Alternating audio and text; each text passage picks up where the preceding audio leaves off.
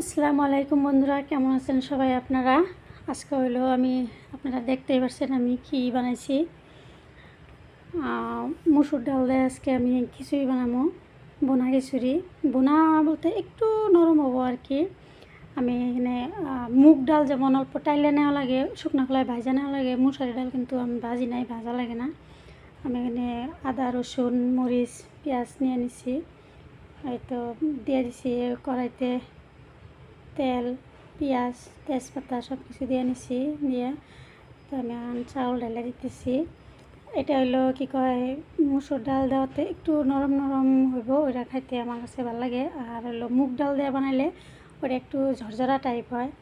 তো এখানে আমি দিয়ে দিছি মরিচ, দিয়ে দিছি কাঁচা মরিচ, আদা বাটা, জিরা বাটা, গরম মশলা সব দিয়ে ভালোভাবে লেগে ছেড়ে নিতেছি।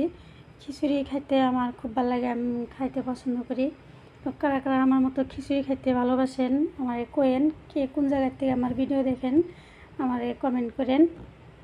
যারা আমার ভিডিও দেখে ভালো লাগে তারা লাইক, কমেন্ট, শেয়ার, সাবস্ক্রাইব করে দিয়েন। তো এই যে হয়ে গেছে, একদম ফুটন্ত গরম পানি দিয়ে দিচ্ছি আমি। এটা গরম পানি দিয়ে আমি ঢাইকা দিব। খিচুড়ি হইলো আজকে আমি খাসির গোস্ত দিয়ে খামো।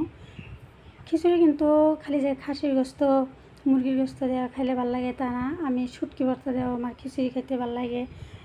ডিম ভাজি, বেগুন ভাজি এসব দিয়ে খাইলেও ভালো লাগে। বৃষ্টির দিন হলে আমার খিচুড়ি খুব পছন্দ, খুব ভালো লাগে আমার খিচুড়ি খেতে। হলো লেটকা খিচুড়ি খাইতেও ভালো লাগে, এরকম ঝরঝরা শুকনা খিচুড়ি খাইতেও ভালো লাগে আমার।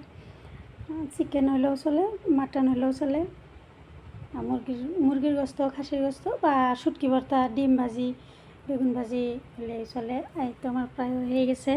আমি লাস্টে একটু ঘি দিয়ে দিছি, ঘিটা স্কিপ হয়ে গেছে, ঘি দেওয়া।